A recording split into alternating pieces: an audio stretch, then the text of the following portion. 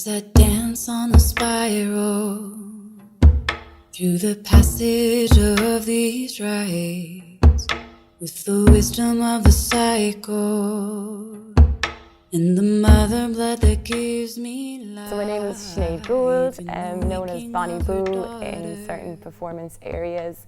And I always find it hard to pinpoint exactly what I do, so I just like to say that I'm a performer, because within that then there's just so many things, isn't there?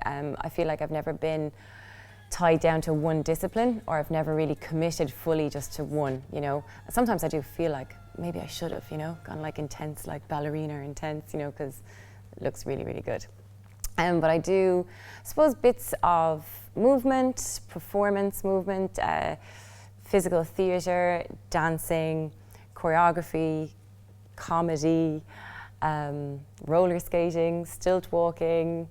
I organise events, I've written and directed shows, and yeah, lots of stuff like that. All the artistic stuff. And yeah, I'm just really, really happy to be here. It was working, you know, for years, say, on all these different art forms that you love, and then to finally have some, I suppose, work behind you to then be able to apply for an opportunity like this. I felt very, very grateful for the opportunity and very happy with myself for, you know, for all the passion projects that we've done to like bring us now together to be able to create on such a professional level the projects that I've had, you know, in mind for a long time, to be able to do that here. But it was myself and my friend Louise, we would have always done dances together, and, you know, like routines, and like recording off the radio and tapes and turning up at local events. And then that would have been a start of it, I suppose. And then it led into my teenage years, being with Breakbeat, which was like a hip hop school, and then I was on a crew and we competed and just created and trained together. And then so dancing has always been a part of my life. I never thought of it as a career. And I suppose in the dancing there was comedic moments and different characters, you know, so sometimes it might not have been so dancey, you know. And then I suppose it just naturally led into my adult life as a means of just expression, a means of keeping my mental health in check, which is why I have the tagline now, dance yourself free, because dancing genuinely has saved me. It's my medicine, you know. And so naturally then it just progressed, and then I never saw it as a career even. I was going to be an accountant. I was fully in college, have a degree. It's a little bit helpful being self-employed. And yeah, and then it just happened. Yeah, like it was never not going to be in my life, but it happened naturally as a career from the age about 2015. Yeah. So it was an organic process. Very organic. One day you found yourself, whoa. Yeah, well, what happened was, if I was to be really specific, I was in college and I knew I was starting to get depressed, and I could just feel all the feelings and the signs, and I went to a counsellor, and I was like, you know, just they do the thing of asking me questions and stuff comes out, and I realised, and she made me realise, thank the Lord, that I wasn't really dancing anymore as much as I used to, because I was at that age where all the people that I was connected with had moved on to different places, or, you know, different jobs, and so we didn't have the same freedom and time as when we were younger to meet up all the time, and, you know, and I never considered myself, and not in a self-negative way or anything, but I never considered myself strong enough to be a solo performer, because I always just did it for fun and with my friends. It was always just like a group thing, you know. And then she made me realise that I wasn't dancing, and she was like, maybe you need to get back into being more creative, and that's your outlet, that's what you need to do. And so I made a point then of just going for it, because I didn't want to get ill, I didn't want to feel sad, you know, and I think that was kind of the pivotal moment for me, where I started to really climb, and I started to just organically build myself as a solo creative, you know. I think that's where that came out of. So I've done theatre work. I suppose when it comes to filming and, you know, the projects that I would create, especially with my friend Derek Harvey, who was heavily involved in this, we would do outdoor stuff mainly, natural light, natural settings, the woods, the beach, you know. I think it's the old pagans coming out on us. We just want to be barefoot in the grass creating, you know. But like I do many shows in theatres, have done the past few years, being involved in other people's shows and putting on my own. So it is a complete different process for me in terms of like being in a plain background, you know. A controllable environment. Yeah, it's, you know, like outdoor and indoor, they both have their advantages and disadvantages, and you just work towards the advantages because, you know, you can create some beautiful work in either setting, you know. And I think what's great about having this space is having yourselves, being able to bring my friends in to be involved and to have the visuals and the, you know, like all the digitally creative things that we can bring into this that you wouldn't do outside, you know. And to have a controlled floor for dancing is very nice, you know, to not rip your legs apart on gravel. It's quite nice. You know, and to be able to dance in heels, because I never really get to do that side of my performance stuff when it's outside because, well, it's not really ideal, you know. So I kill the lights now. We'll start with this one. So what this will do is give you a quick look at some of the images in a smaller set that you can pass through and move out of. Brilliant. If you want to. But it won't fill the whole wall. That's fine. That's Yeah. a good start place. Yeah, definitely. Because I knew I had an indoor theatre setting with so many things I could utilise in terms of lighting and stuff, one of the projects that we're creating in here would be very nature heavy, and it's because I recently did a course with Katie McGuire, nurture the nature of the menstrual cycle, and so it's bringing in that into an artistic piece on stage. So you could say it's nature, but then like the other pieces that we're bringing in, I wouldn't be able to utilise or to not utilise. What's the word? To, you know that word, like pin them down as great outside as I would in here, because the Rattlesnake piece that we're doing is a real fierce, powerful, just strong, sharp, the kind of thing you want to stage, and you want, yeah, all the people that bring all their talents to the stage to make that visually look amazing. So yeah, I suppose recently most of my work would be of nature because I more so have been out in it as well. So like a lot of the most recent pieces that you might see would be, but now coming inside to this, you'll see a whole other side. They'd be like, damn, she's not pagan anymore. Not a moment in a lifetime, for this is your lifetime. Shouted cries, excitement fills sighs. Do as you please, but with compassion. For compassion is the currency of this transaction of life, of giving, of letting go, of receiving, of giving, receiving, of day one living. And we live to tell the cycle. How do you find working with the spoken word? Was it something you always did? Is it new?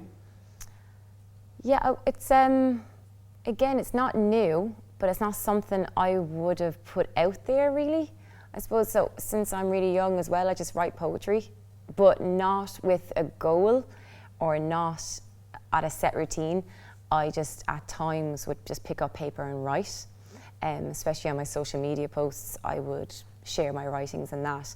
So funny enough, actually, when I was studying accounting and I found myself in certain classes and I just really did not have the love or energy for that class, I found myself getting a pen and paper and writing spoken word in accounting sessions. So that's probably a sign at the time, a little red flag, being like, get out of there. So this would be the piece that we're after creating here.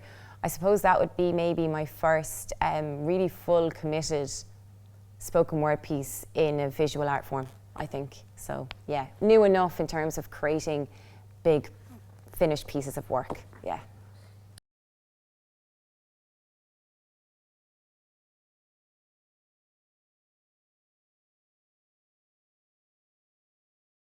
So everything is for the camera at the moment. Yeah. Is that a reaction to COVID? No. Or Yeah. Always, you know. No, I just find that I work hard. I like to make the most of every situation. And so when I knew I was going to be in a theatre with the help and the tech support and to have talented people on board, I was like, I want to have this, not just put all the work in and then not have anything finished to see. So it's like portfolio work. It's work for everyone, that everyone's been involved. It's there, it's forever. It can be shared, it can be, you know, it can inspire people. And then I suppose things are online with COVID. But I mean, we're coming back to normal life now, and I'm just really happy to have these finished pieces of work, just even as memorabilia from the, you know, from this whole experience. And it makes me work hard. I'm a real deadline person.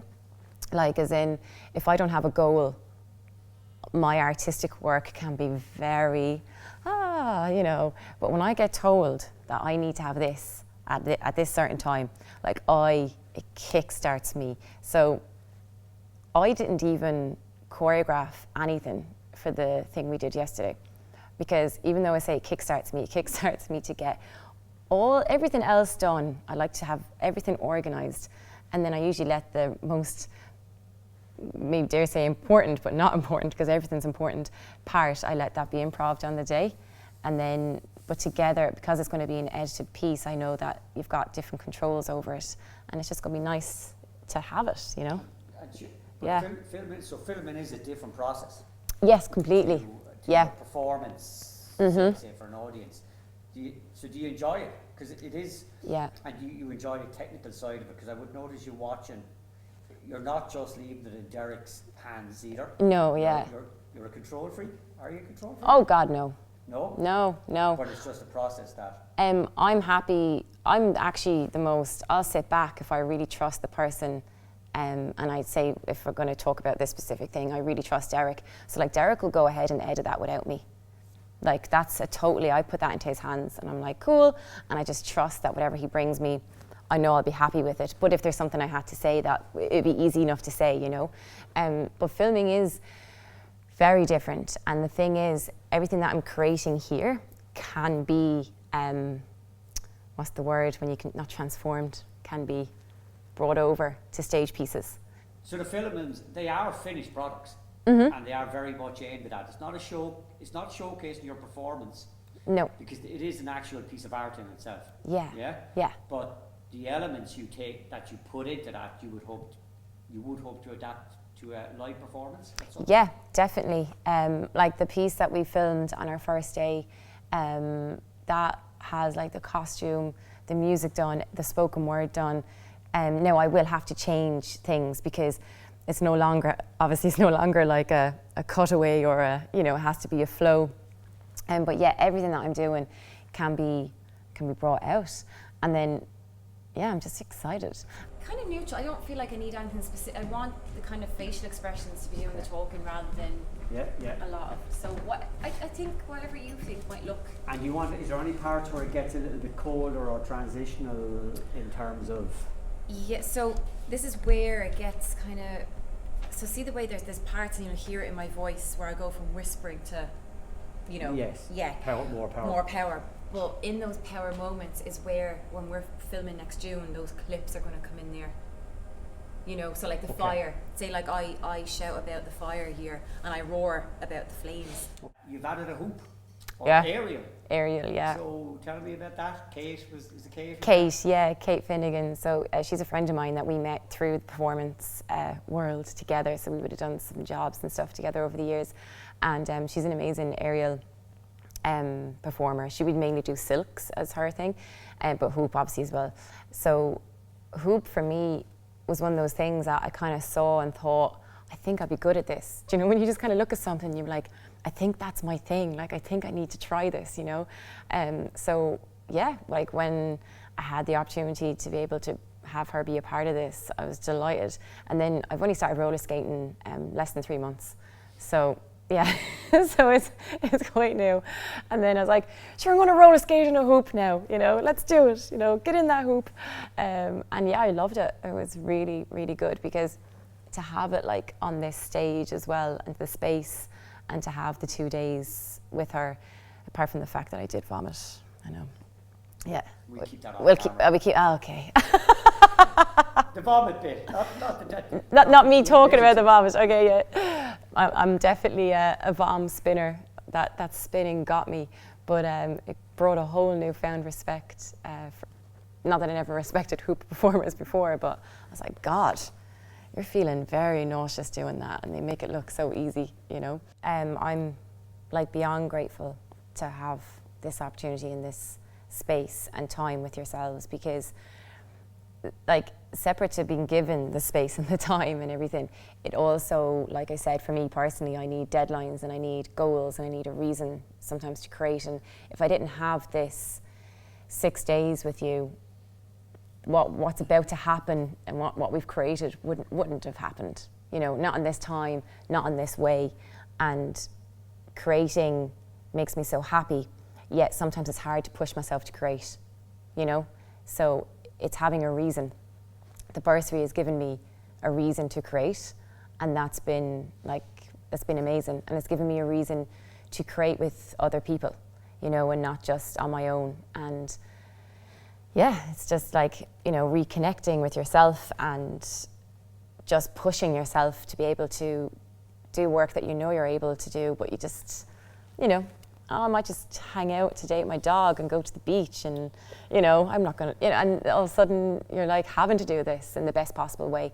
And the experience of applying for this bursary was really simple, like as in a lot more easier than I thought, because I have applied for just once or twice other things, and it required a lot more information that I found quite difficult, because it was premeditated information. It was me having to give really exact things, really, like, you know, and that kind of just gives me a bit of anxiety sometimes. I'm like, oh, I just can't be bothered. And the application process for this was very to the point, very concise, and I'm a very, like, just to the point, concise person, so I actually really loved it. Last question for you. So would you like to come back here on the stage? I actually would really love to perform here sometime in the future. Even just being here with the work that we were doing, and then just having all these empty seats in front of you. It's been an interesting experience, you know. But you're like, imagine if these seats were full, you know, and people get to see me in my hoop, on my skates, you know. Be a good day.